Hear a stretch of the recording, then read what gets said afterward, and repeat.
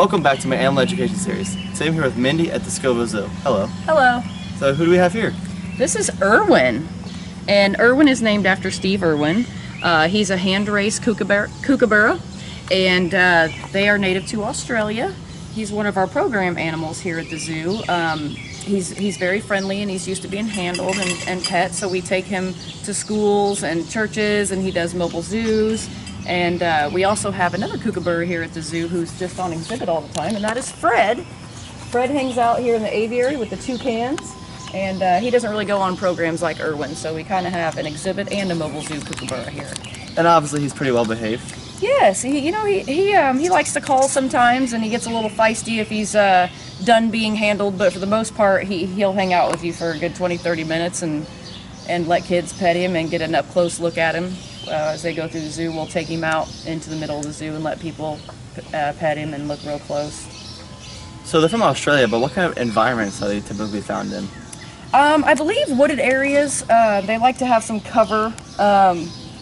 They do like to hunt near water. They're part of the kingfisher family.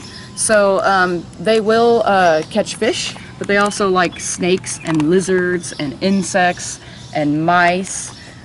Here at the zoo, he eats mice and sometimes bird of prey diet, which is kind of some meat that we feed like our eagles and hawks and stuff. He likes that too, but most of the time he eats mice. So wherever they can hunt and find their food.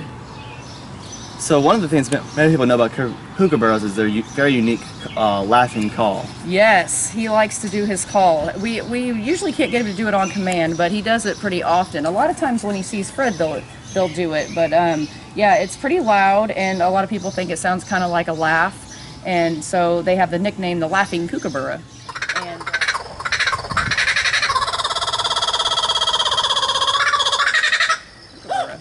And some people also think that it kind of sounds like monkeys. I don't know if I've ever really thought that, but sometimes when they get going, and a couple of them even, some people have said that it sounds like a group of monkeys. So it's nice and loud. Calling when he first saw us. But as soon as we brought the cameras to film it, he just shut down. He's a little shy. He's a little shy of the camera, but I'm sure as soon as we shut it off, he'll start yelling for us. It seems to be a reoccurring theme. Everywhere we go, there's a Kookaburra. They always call, but as soon as we bring out the cameras, they don't like it anymore. They just stop. So what's one of your favorite things about a Kookaburra? I think their beak is kind of cool. I just think that since it's so big and large and how they can hunt really well with it, they can pinpoint and catch things, and they can catch quick moving things, and it's just kind of impressive. I kind of like that about them. And one day when Irwin was out in an outdoor enclosure for a while, he actually caught a little snake, and so I came walking up and he had a snake just hanging out of there, and I was like, wow, that was pretty impressive, buddy. And you know, rodents are quick, you know, and they can grab them so quick. So just that they're so precise with their beaks, and that they really can do some damage with those things. Pretty impressive.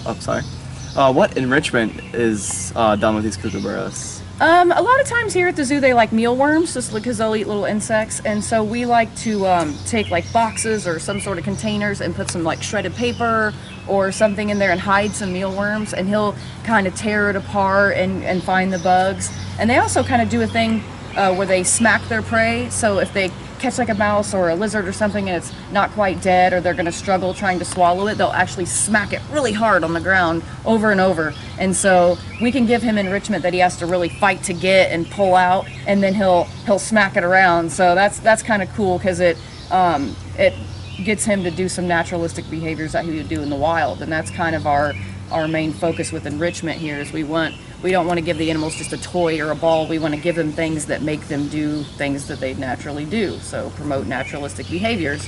And so he's kind of fun to enrich, because he's always ready to destroy, tear into things, and smack things around. So he's a fun one to give enrichment to. So how does this coloration help them in the wild? Well, if they're in wooded areas and stuff, obviously the brown color is going to help camouflage him a little bit. So I would say probably that would be the best answer for that, just to blend in with the wooded areas. I mean, kind of like a shark, like he has the... See, he's going to show you that sharp beak there.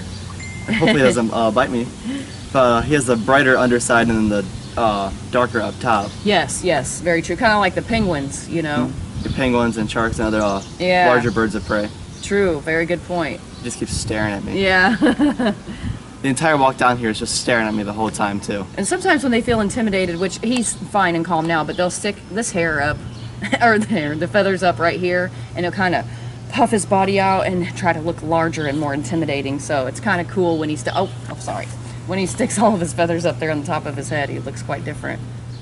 Are you looking at your friend? So yeah, he's really easy to hold. He just steps right up like that. So if you usually just take your hand and kind of put it there on his breast, he'll step up on there. And a lot of times you would think birds would kind of want to just hang out on your finger like a little perch, but he prefers to just stand on your hand, on the side of your hand. That's where he's most comfortable. I think he's checking out Fred now. Hey Fred. Here's your cousin. Fred's not that impressed. Alright. So what enclosure is this? This is Irwin's daytime enclosure, so we want him to be able to get some fresh air and get outside and see some things and be enriched throughout the day. And so we put him in here about 8 o'clock in the morning when we get here, and then at 4 o'clock he goes back into the animal care center in his holding pen, and then he comes back out the next morning. So every day he gets to be out here for about 8 hours a day. And let's put him back home then. Obviously his wings are trimmed just a little bit so that he doesn't fly away while we're doing programs and stuff. So he just has some lower branches in here to hang out on. So he likes to hang out in this spot right here.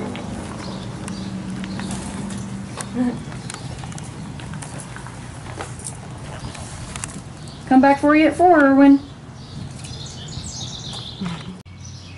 And I'd like to thank Mindy so much for letting me interview her about the Kookaburra. And as always, I hope you guys enjoyed this episode. Don't forget to leave a big thumbs up down below, subscribe to my channel, and also check out my Instagram, @Cole Shirk. As always, I'll see you next week.